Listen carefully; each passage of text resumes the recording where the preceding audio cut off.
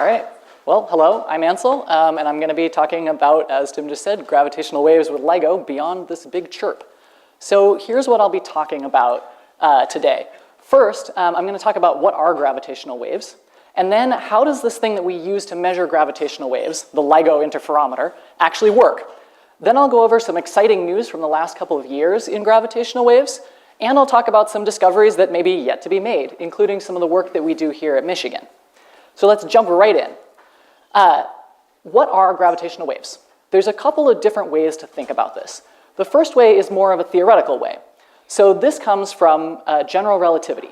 Our best model for understanding gravity at this point is general relativity. And this is Einstein's theory that's about 100 years old now, and it's been very, very well tested. And effectively what it says is that masses curve space and time, and that curvature tells masses how to move. So that's fairly abstract, but I'm going to actually have a real demo here to show you what that means. This is an analogy for how general relativity works. So hopefully I will get a video of this demo. There we go. All right, so I have a very massive object here in the middle. You can picture that as, for instance, the sun, and now maybe I'll have the Earth going around it. Perhaps someday you will all be able to see this. Yep. I'll just wait a sec. Perfect.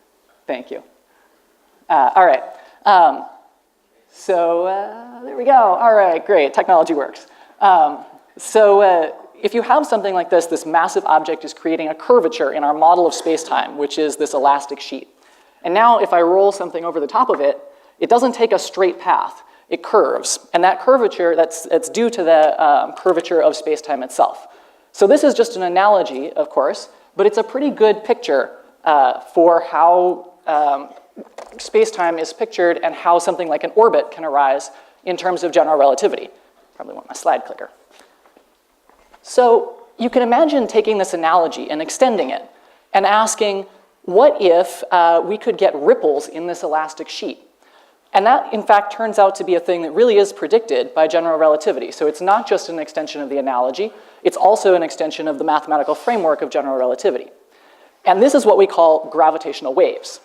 So the idea is that general relativity predicts these things should exist, they should move at the speed of light, and they should come from the motion of very massive objects.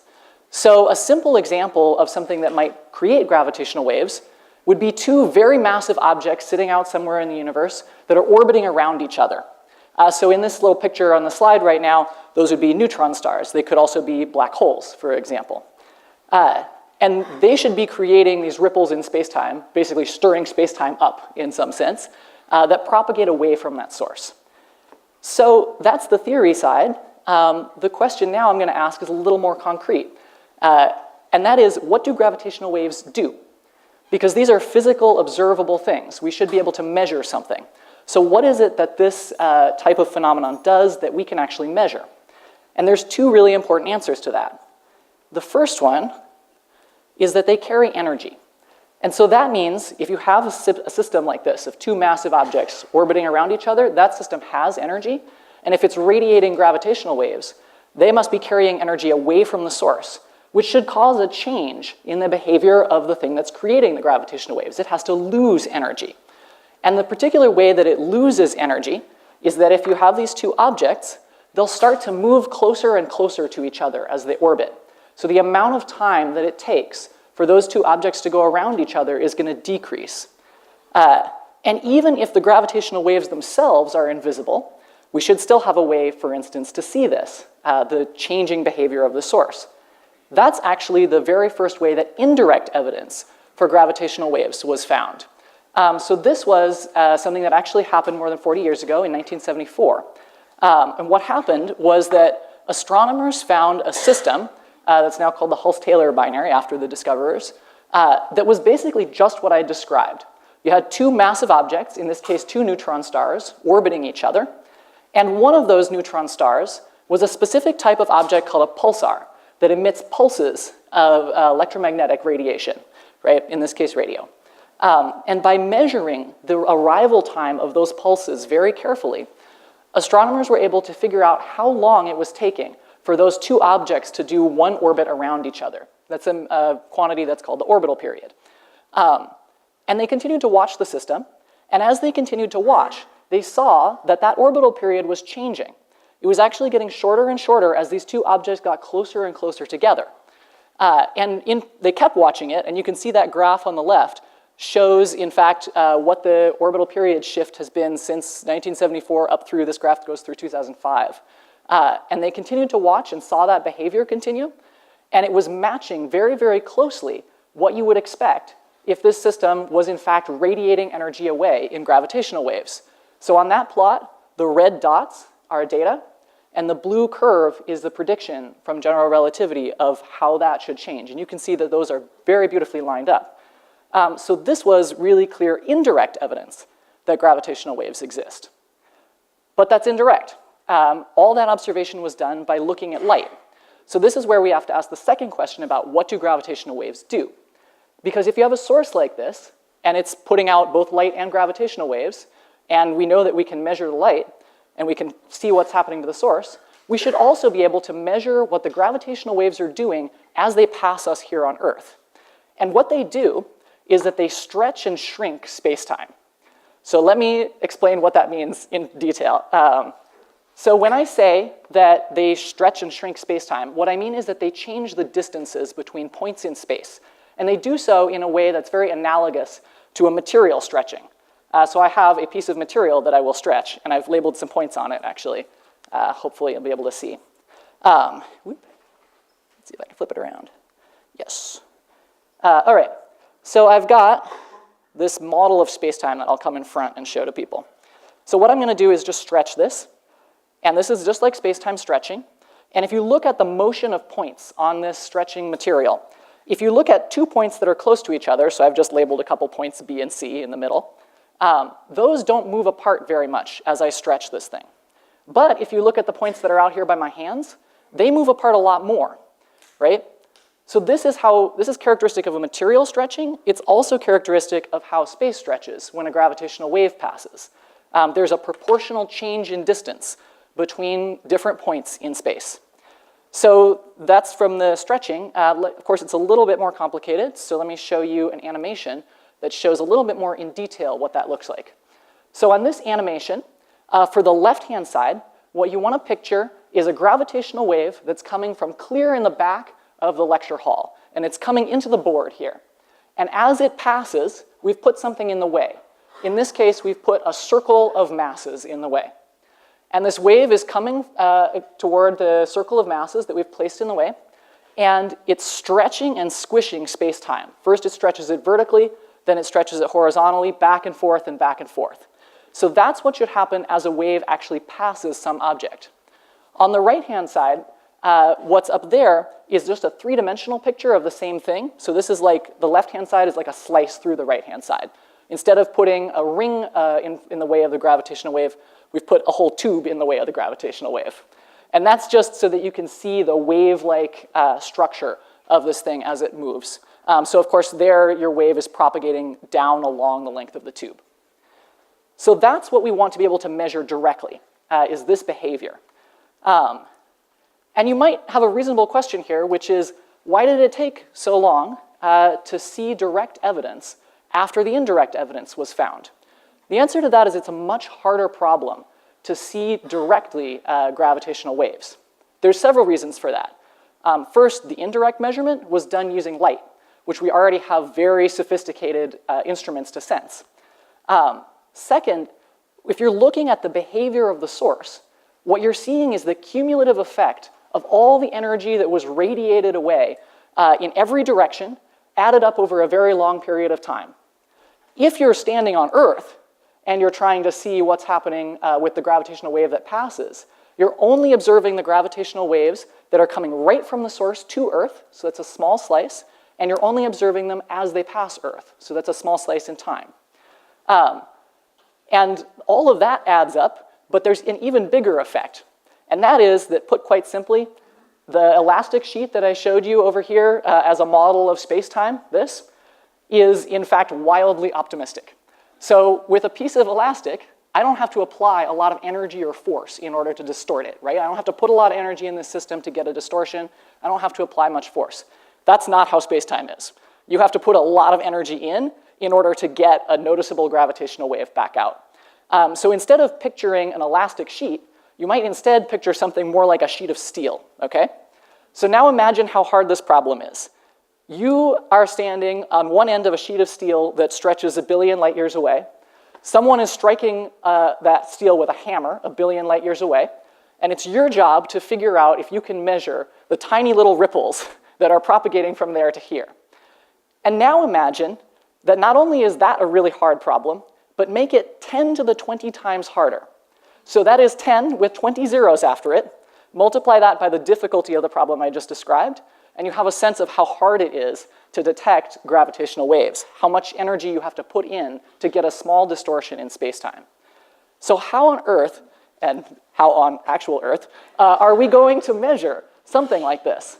What you're going to need is, first, you're going to need a very, very powerful hammer strike. So you will need very massive objects, and they're going to need to be moving very fast. And ideally, you want to find ones that, as close as possible, but these things are very far away. And you're going to need an extremely sensitive detector.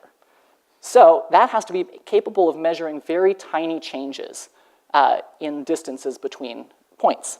So light has helped before with observing gravitational waves, and light will help again. Except this time, it's going to help in an instrument that's called an interferometer. So that word breaks down into interfere, which is what the light will do, and ometer, which means you're measuring something. So here's the basic idea of how an interferometer works.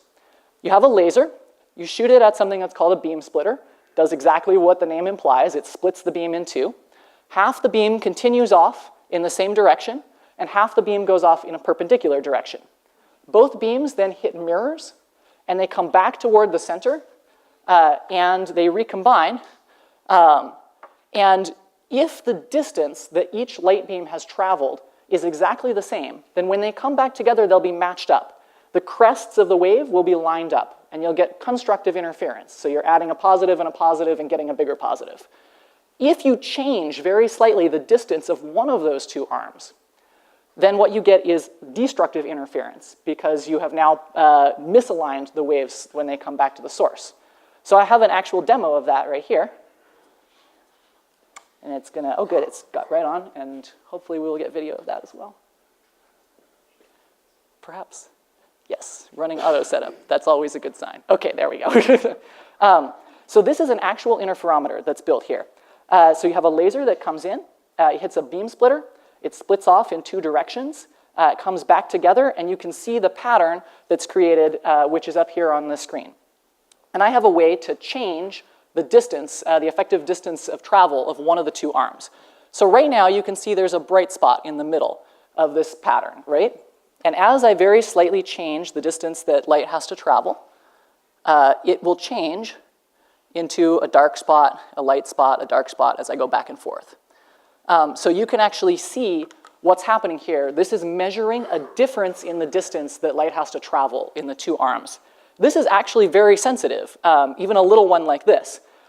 You could probably measure something about as large, for instance, as the width of a human hair, if you were very careful about this measurement, just by figuring out how much light and dark there is.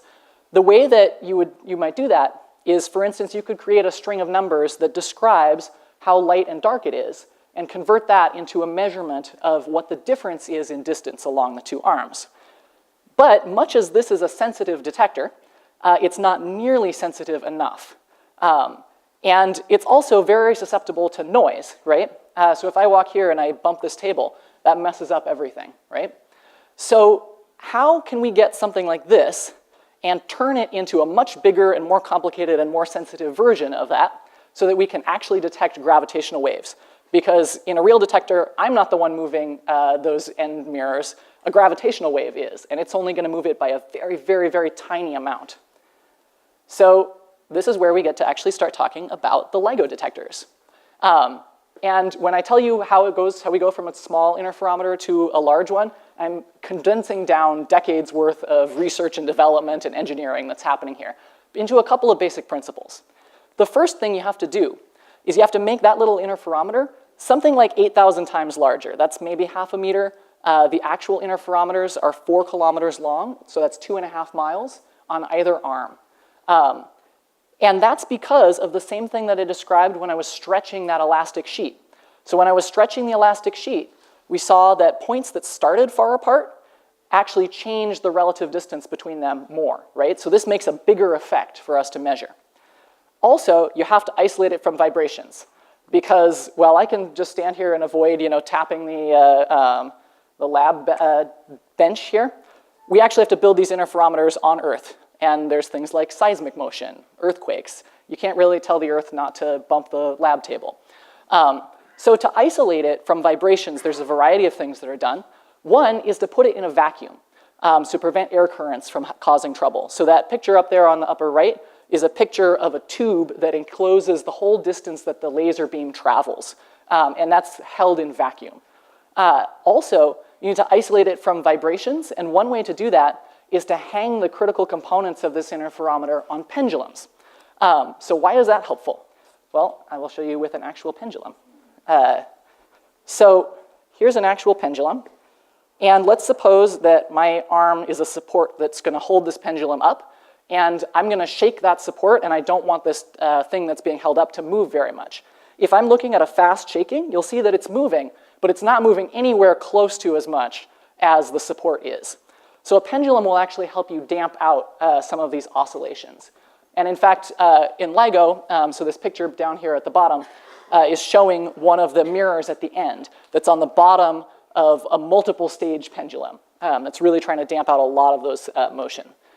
And not only that, but of course, this is going to become a very complicated instrument very quickly. And so you're going to have a whole bunch of other control systems keeping it stable, keeping track of what's happening in it.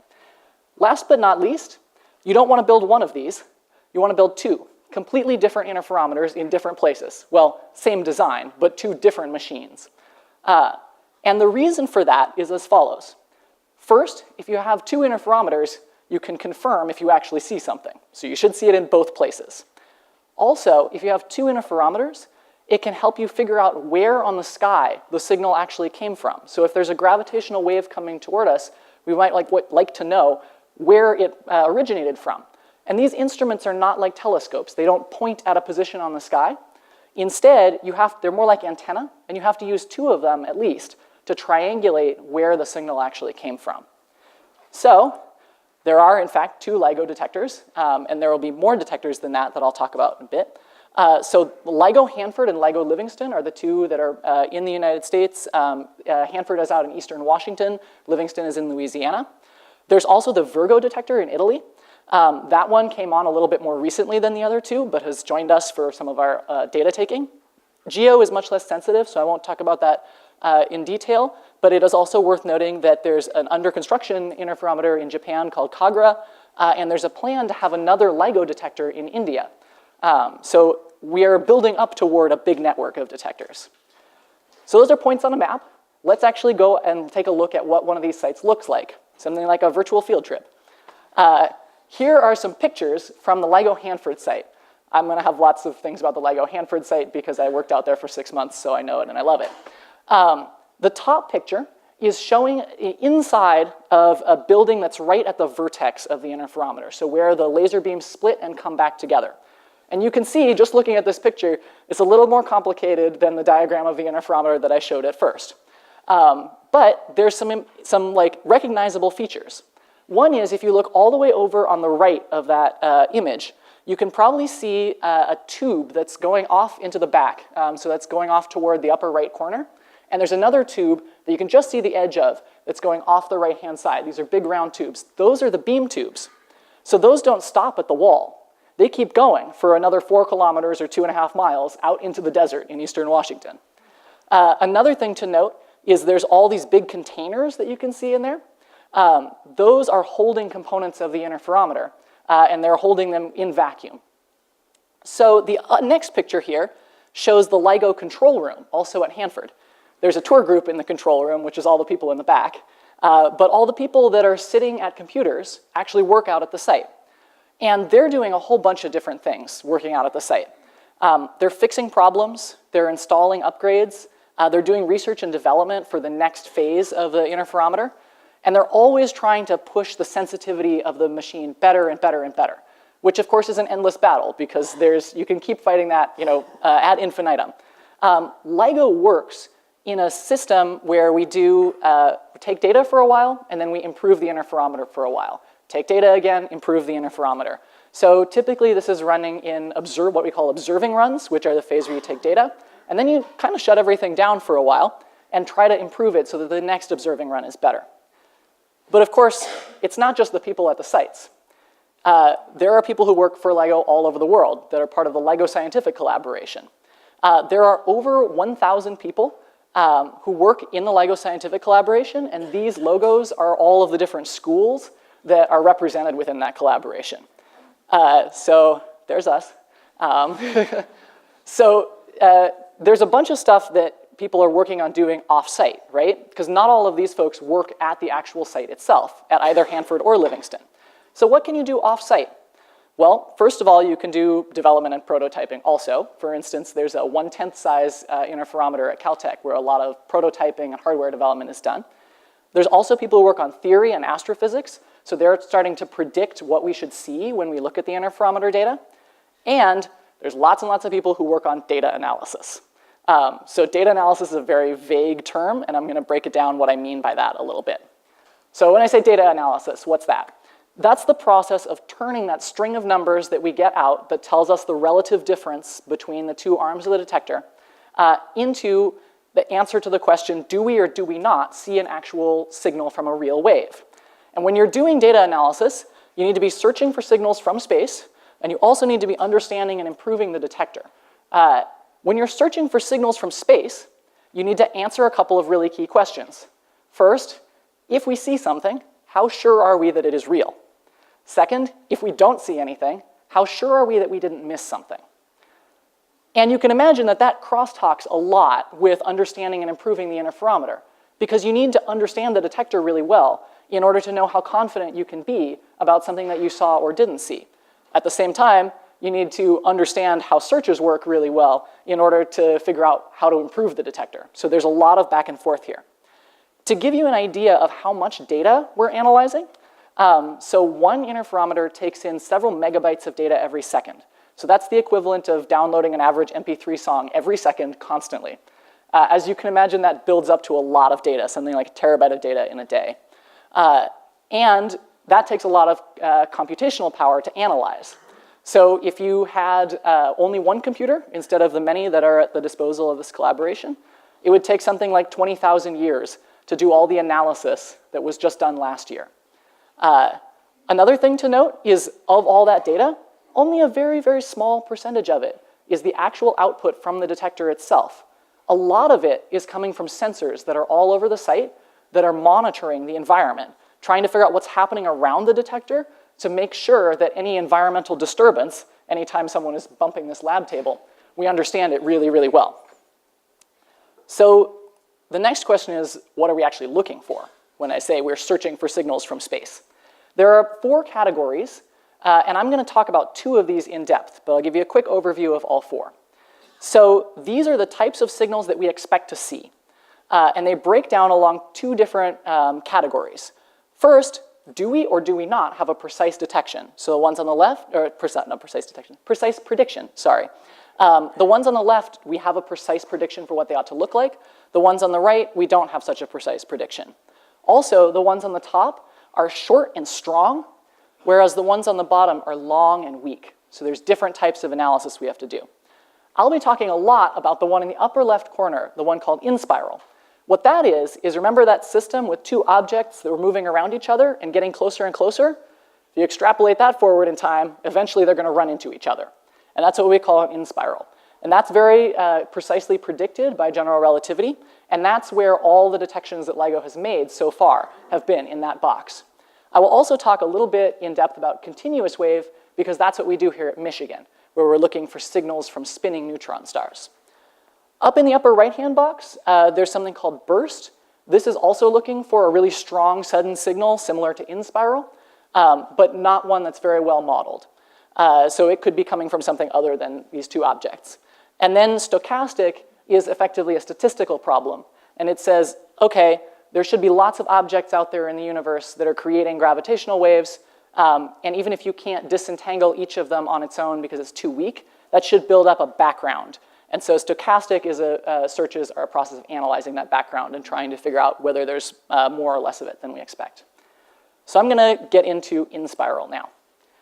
So we said before, you got two objects spiraling around. They're gonna collide together. And I'm gonna actually play a animation of that. All right, so you have two, in this case, black holes that are spiraling around each other, and they're creating gravitational waves, and they're gonna get closer and closer together. And as they get really close, at the last bit of that in-spiral, there's gonna be a big burst of gravitational waves. You can see that, right? So what's happening there, that makes the type of wave that is shown on the right-hand side of this slide, that's just a plot of how big the distortion is over time, as you start with an in-spiral and then you get a merger. And you can notice a couple of things about that plot. First, the wave starts oscillating faster and faster as time goes on, as these things spiral faster and faster. Second, the amplitude of the wave, the size of it, gets bigger and bigger. So I don't actually have a real pair of black holes to show you, but instead I will show you a simple mechanical analogy for what this looks like. So this is an Euler disk, and I'm going to spin it real quick here, and hopefully I can actually do it on the first try. So this is going to start spinning, and it's going to start losing energy, right? In this case, due to drag forces. And as it spins down and down and down, we're going to get something that sounds in a very specific way, like a whoop. So I'm going to actually take off my mic here in a minute and hold it up to this so that you can hear it. And I'm also going to accelerate this process a little bit by pushing down on the disk so we can kind of zoom forward to the end, which is where you hear this sound. All right, hopefully this all works.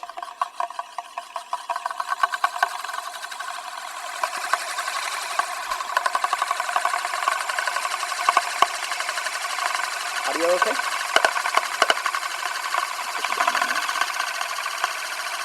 This will take a moment. These things are very fun, but they're fun because they go for a long time.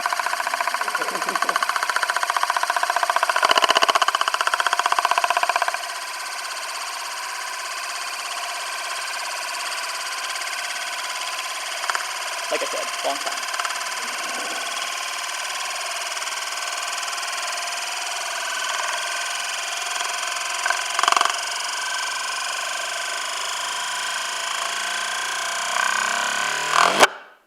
All right, you hear that like whoop, right? All right, put this back on. All right, can everybody hear me again, or is it not connected right? Great, okay, I'll keep talking. All right, so this is fun, number one, because you can like go out and buy one of these demos for pretty cheap, and number two, because if you spin a quarter at home, you can hear the same thing. What's happening here? What happened with that sound that we heard? What happened was that we were hearing the wave oscillating faster and faster, and that corresponds to a change in pitch. So you might have heard the pitch go up a little bit. Also, we were hearing it get louder and louder, so you could hear that whoop at the end, right? And yeah, we've all had to get really good at making a whoop sound for like outreach talks. So that might clue you into the fact that we can make sound pictures of gravitational waves the same as we can make visual pictures of gravitational waves, just by mapping the frequency, which is how fast the wave oscillates, onto the frequency of a sound wave, and in turn mapping the amplitude, so how high the wave is, onto the volume of a sound wave. So I'm actually going to play one of those. All right, so to tell you what you're looking at before, there's two visual pictures and then there's going to be one sound picture. The two visual pictures are, this is a picture of a real gravitational wave. Spoilers, because I haven't actually gotten to the detections yet. It's good sound. So the zigzag traces on the bottom are the wave, the distortion over time. And the picture that's like a bright lights in orange and blue, that's a spectrogram. So what that shows is as you move through time, every slice tells you what the frequency of the wave is. So as it goes up, that's the pitch going up. And as it gets brighter, that's the amplitude going up. So I'm actually going to play this now so you can hear it. The first couple of times it will play at the natural frequency, and then it will play at a frequency that's slightly shifted up so you can hear better.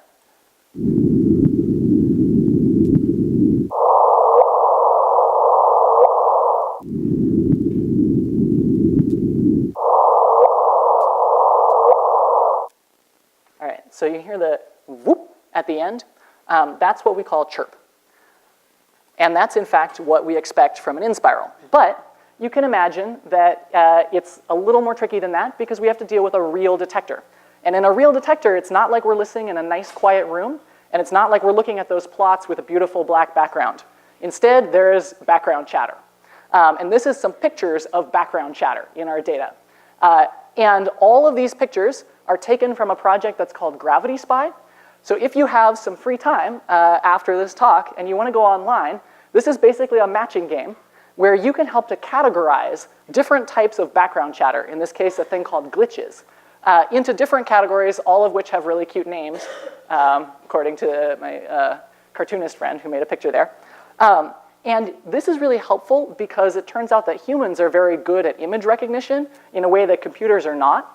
And if you help us create a big data set of all of these different kinds of background chatter, it becomes much easier to then train machine learning algorithms that will help do that categorization for us. So these are things that you can see don't look like chirps, right? They look different. But there's still noisy things in the background of our data that we have to deal with. This is, of course, still pretty abstract. These are spectrograms, right? I think a reasonable question is, where do these come from? They come from a lot of different sources, and I won't talk about all of them, but I will give you an anecdote just to kind of ground for you a picture of, yes, this is a real detector, and these really come from actual physical things.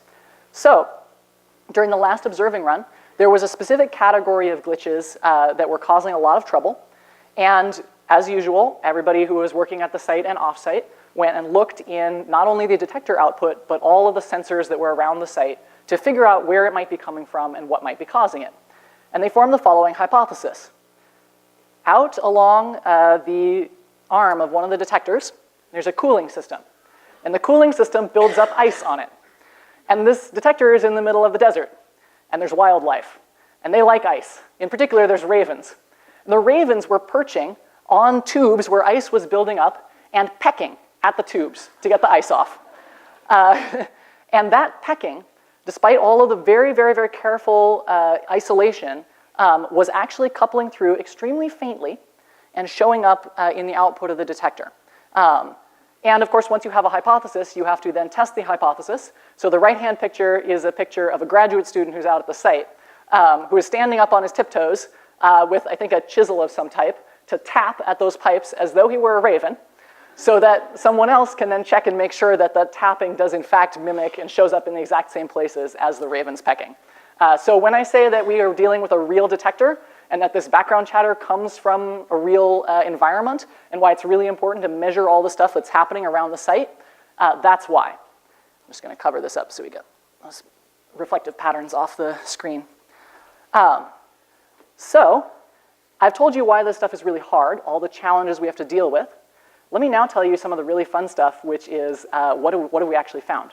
So I'll do 3 highlights about detections from LIGO in the last couple of years. And the very first highlight, of course, will be the very first detection. So that's that big chirp. So this is the creatively named GW150914. They're all that creatively named. GW stands for gravitational wave, 15 stands for 2015, 09 stands for September, and 14 stands for September 14th. This was a big deal, big enough that it won the Nobel Prize. Those are the 3 Nobel Prize winners who won that for their role in the collaboration and the detection.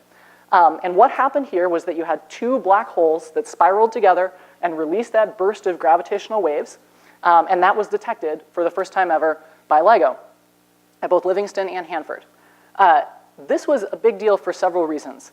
First, this was the first time that we were able to test general relativity, right, the thing that predicts gravitational waves, in a situation where there were such strong gravitational fields. So the gravitational fields around 2 inspiraling black holes are much, much stronger than anything we could observe here on Earth. And so this was the very first test of general relativity in that particular regime. So it's been tested many other times in other ways, but never with such strong fields. This was also the first time that two black holes spiraling together were directly observed. To give you an idea of the scale of this event, so the masses of the two black holes, which are shown in the visualization here on the bottom left, this is actually a simulation of what the bending of light would look like around those black holes, were 36 and 29 times the mass of the sun, respectively. And when they merged together, the black hole that they formed at the end was 62 times the mass of the sun. Now, if you're good at arithmetic and you're following along really closely, you might notice that 36 and 29 do not equal 62. There's actually a gap of 3 in there, 3 solar masses. What happened to 3 solar masses was that was radiated away in energy. So that means enough energy not just to vaporize 3 suns, but to convert them directly. This is just what happens if you convert 3 suns directly into energy, okay? So that question about how hard your hammer strike would have to be, you need a hammer strike that puts off the same energy as vaporizing 3 suns and more. So this is the scale of event that we're talking about. So that's the first highlight. First detection, gravitational waves exist, and black hole inspirals exist. Next highlight is a couple years later. And the reason this is a highlight is that this was the first detection of 2 black holes in spiraling that used not 2 detectors, but 3 detectors. So what happened here was that the Virgo instrument started taking data and joined LIGO Hanford and LIGO Livingston during this observing run. And this was important, first because it confirmed that everything was in fact working correctly and Virgo saw something and LIGO saw something, all good. But also because having 3 detectors lets us pinpoint where on the sky these signals come from with much better accuracy. So there's a picture over here on the right, which just shows a 3D picture of the sky. And the long, thin, banana-shaped patch there is how big of an area LIGO, Hanford, and Livingston could figure out where the signal was coming from. So that's how close they could guess where that signal came from. The green and purple there, which correspond to like a quick analysis and a slow analysis, respectively, are how big that patch became once you added in the information from Virgo. So this allows us to really zoom in on where these signals come from. And that's important because one of the things that we'd like to be able to do, and in fact do, is that whenever LIGO sees something that looks like an event, we need to be able to alert a whole bunch of partner instruments around the world that observe things in light, in electromagnetic radiation, right?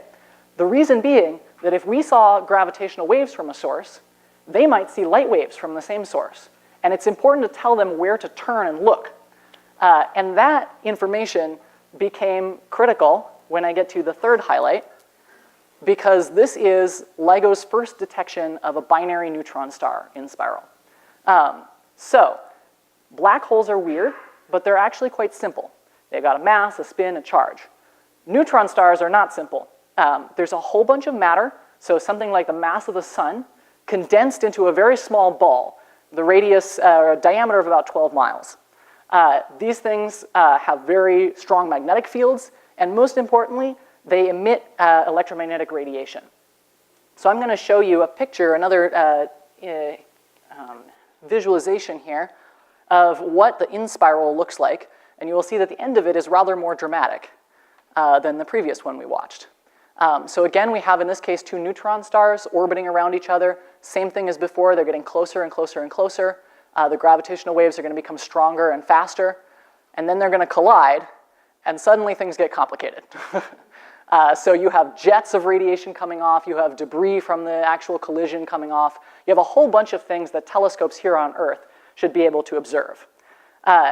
And indeed, they did observe it. So I'm going to pause this because the rest of it is just showing NASA's logo, which is great, but not what we need to spend our time on.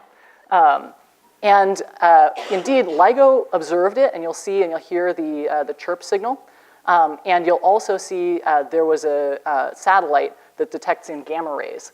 And they saw a blip in gamma rays right after that detection happened. So here's what that looks like. This is a much longer and slower chirp with lighter masses. And they put a little bell there. I don't think the gamma rays make a bell sound, but that's okay. So along with LIGO and Fermi, which was this instrument, we were able to figure out where on the sky this was with quite good accuracy, and then send out an alert to over 70 different instruments around the world that then observed the same source across the electromagnetic spectrum.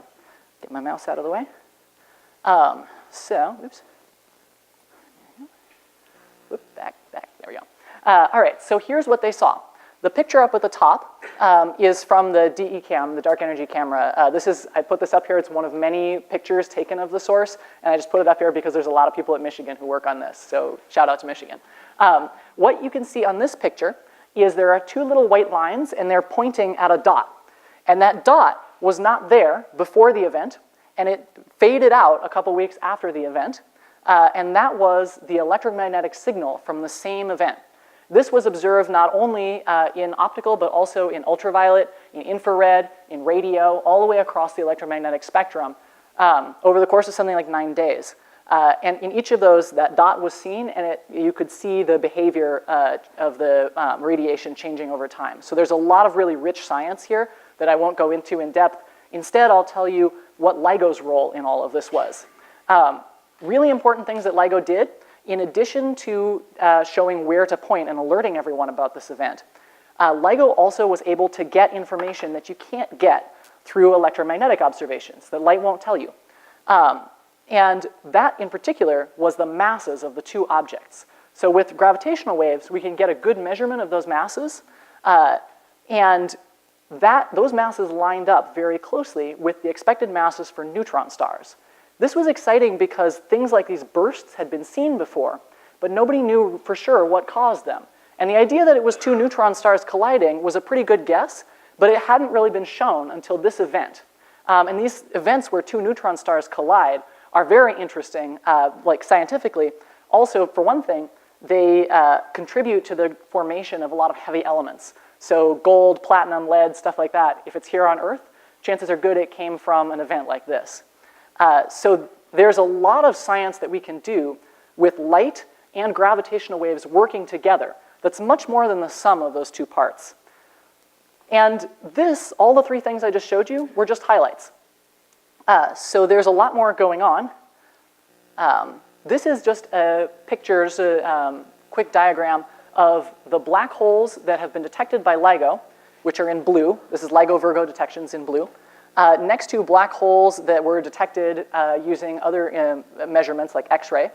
And you can see that we're looking at black holes that the radius corresponds to the mass, that are much heavier.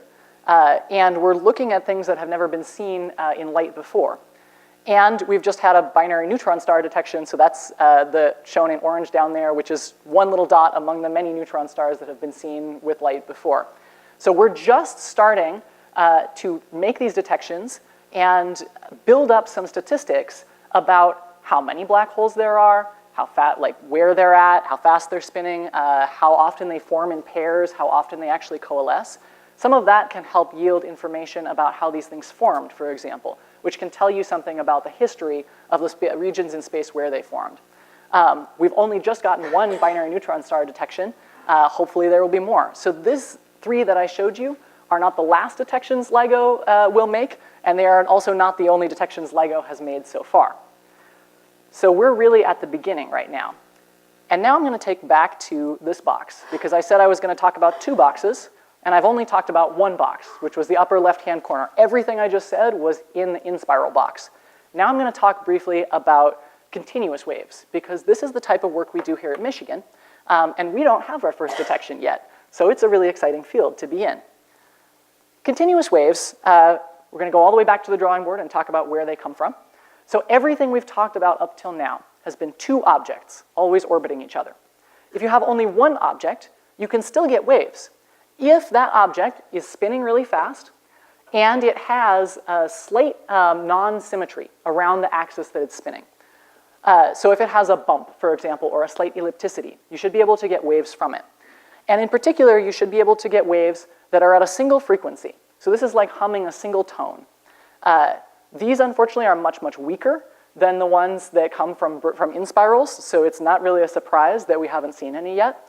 But they're much more long-lived, so the more we can add up data over a long period of time, the more likely we are to see these. Now, And you might think that looking for a single tone should be relatively straightforward. Once again, it's not that easy. It's not that easy because, for one thing, we're trying to look at data over a long period of time, and over that period of time, Earth itself is moving, for example, around the sun.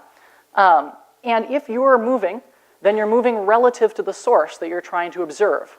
And that causes a Doppler shift. So what that does is it changes the frequency that you observe by a little bit. It's like adding a warble over the top of the one tone that you expect to see. To top it off, you might not be looking at a single neutron star all on its own. You might be looking at a neutron star that's orbiting another object. And if that's the case, then you have another different warble over the top of the first because the object itself is moving. So this causes a lot of trouble pretty quickly, and it means that for every different point on the sky, that is for every set of Earth's motion relative to the source, you kind of have to do a completely different calculation. And so that becomes computationally costly pretty fast. The other thing that happens is that we have complications because, once again, real detector. This time, we're not worried about short, fast glitches. For this stuff, we're worried about little oscillations that build up over a really long period of time. This is a noise spectrum from a previous observing run. And what's shown here on the x-axis, this is the frequency, so this is how fast an oscillator is shaking something in the detector. And then on the y-axis is telling you how strong that shaking is. So all of these lines in here are problems for those of us who want to do analysis of LIGO data to find continuous waves. Some of those problems are actually well understood and therefore not that much of a problem. So for example, there's a line at 60 hertz. What oscillates at 60 hertz? All the electrical power, all the AC power. And so you actually get some coupling through magnetic and electric fields that causes an oscillation. So we understand that one pretty well and can work around it. There's things called violin modes, which are basically the vibrations of the strings that hold up, and I say strings, they're actually fibers, that hold up the masses out at the end, the mirrors. Those vibrate like violins, and they cause big lines. But there's other stuff that we have to do detective work on, just like we did with the ravens, but of another type. One of those was this nasty thing that you can see all the way down through the low frequency here. There's this big artifact, right?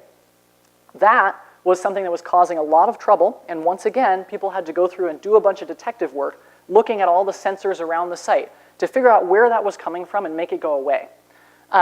And in particular, that involved looking at sensors that are called magnetometers that measure magnetic fields. And from that work, it was found that there were strong magnetic fields that were showing that exact same pattern around some of the electronics that are out in the detector. And here's the hypothesis that was formed. So there's a bunch of blinking LEDs that are scattered all the way across the detector. Just little green lights that blink on and off. And all they're there for is indicator LEDs. They show whether a system is working or not. In this case, the timing system. And they blink on and off whenever it's working properly. And they all blink on and off in concert, constantly, over the course of the run. And it turns out that each one of those LEDs is drawing a little bit of power from a power supply. And altogether, the change in the power that it's drawing changes how much current it can supply to a whole bunch of other things that share the same power supply, more critical parts of the detector. And all that was adding up over the course of an entire run to give us this huge forest of lines in the spectrum that was causing us trouble. So you know what the fix was? You go out there and reprogram all the LEDs. So now instead of blinking on and off when the thing is working, they just stay green when the thing is working. And that actually suppressed all this noise. So again, real detector, unexpected problems, and sometimes you have to go out there and actually deal with the real physical instrumentation that you're using to take all this data. Because again, looking for gravitational waves, you don't want to find blinking LEDs. So there's a lot of work, and when I talked about InSpiral, I told you, here's what makes it, here's why it's hard to find it, and here's the results. As I said, we don't actually have any observations for continuous wave, so I'll tell you why we want observations instead. So continuous waves might come from neutron stars, like I said. And that would be really useful for a variety of reasons. First of all, we don't know everything about neutron stars. We don't fully understand all their internal dynamics, how much they can deform, why they don't spin any faster than the fastest ones observed, which, by the way, are still really fast. We're talking about spinning the fastest neutron star pulsar that's ever been observed, spins something like 700 times a second. So picture your object with the mass of the sun compressed into the size of a small city, spinning many hundreds of times per second. These are pretty wild objects. The other thing that's really interesting about neutron stars is before, with inspirals, I was talking about us telling people who make electromagnetic observations where to look. In this case, people who make electromagnetic observations can tell us where to look.